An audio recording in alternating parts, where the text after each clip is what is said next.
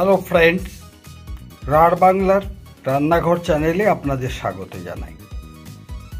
আজ একদম একটি ঘরোয়া রেসিপি আপনাদের সামনে উপস্থাপনা করব, যেটি কালো জিরে বেগুন দিয়ে ইলিশ মাছের ঘরোয়া ঝোল। যেটির জন্য উপকরণ আমাকে নিতে হয়েছে এটি ইলিশ মাছ। ইলিশ মাছটি কিন্তু টাটকা এবং তাজা। সঙ্গে নিয়েছি একটি আলু, একটি বেগুন, একটি টমেটো। আর যে উপকরণগুলো নিয়েছি, 1 চামচ হলুদ, 1 চামচ কাশ্মীরি লঙ্কা, 1 চামচ নেওয়া হয়েছে আদা, ফোড়নের জন্য নেওয়া হয়েছে কালো জিরে এবং শুকনো লঙ্কা, স্বাদ অনুসারে লবণ নেওয়া হয়েছে, আর 4টি কাঁচা লঙ্কা। এই রান্নাটি করার জন্য যখন যেরকমভাবে আমি করব সেটি আপনাদের সামনে সময়ে সময়ে উপস্থাপন করতে থাকব। দেখতে থাকুন কিভাবে কালো জিরে বেগুন দিয়ে ইলিশ মাছের ঝোল। বন্ধুগণ, প্রথমেই বলে রাখি, এই রান্নাটি করতে গেলে ইলিশ মাছটাকে প্রথমে নুন হলুদ দিয়ে ভেজে নিতে হবে হালকা করে।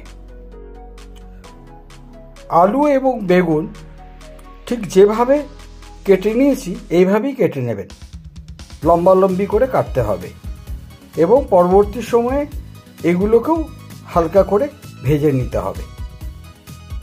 বন্ধুগণ, কড়াতে 10 ml সর্ষের তেল নিয়েছি। তেল গরম হয়ে গেছে, এখন মাছগুলোকে হালকা করে ভেজে নেওয়া হবে। বন্ধুগণ, মাছগুলোকে লো ফ্লেমে ভাজবেন, তাহলে ইলিশ থেকে একটু তেল বেরোনোর সম্ভাবনা থাকে। যদিও অসময়ের ইলিশ, তাও কিন্তু দেখুন বেশ কিছু তেল বেরিয়ে এসছে। এবং এখন আমি মাছগুলোকে উল্টে দেব। বন্ধুগণ, মাছ আমার ভাজা হয়ে গেছে, এখন এটাকে আমি তুলে রাখবো।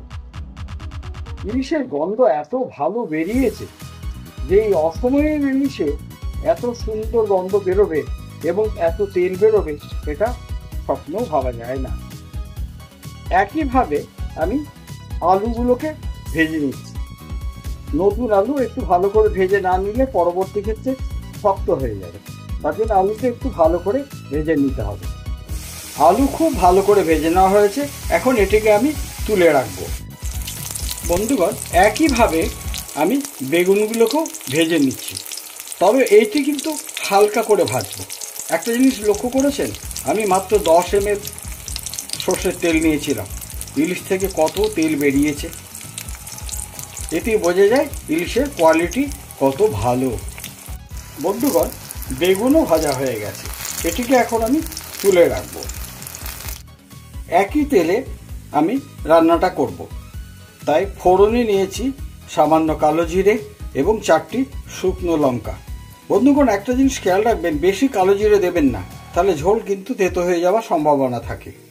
বন্ধুগণ, ফোড়নের সঙ্গে আমি আদা দিয়ে ভালো করে ভাজতে থাকবো এবং এটি কিন্তু একদম সিমে করবেন, যাতে কোনো রকমভাবে পুড়ে না যায়, তাহলে ঝোলের টেস্ট নষ্ট হয়ে যাবে।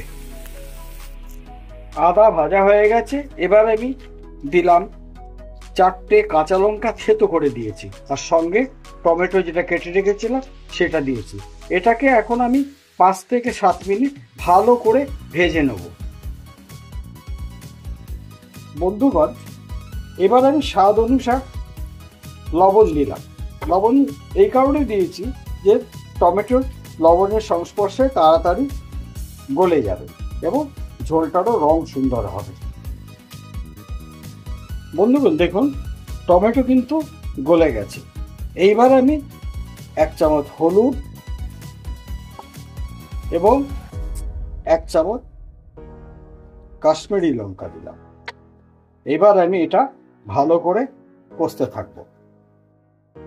বন্ধুগণ, গ্রেভি তৈরি হয়ে গেছে এবং তেল ছেড়ে দিয়েছে। এখন আমি গরম জল মেশাবো। আপনাদের আমি বারবারই একটা কথা বলে এসেছি যে কোনো রান্নাই করুন না কেন, ঠান্ডা জল একদম দেবেন না। এতে রান্নার টেস্ট নষ্ট হয়ে যায়।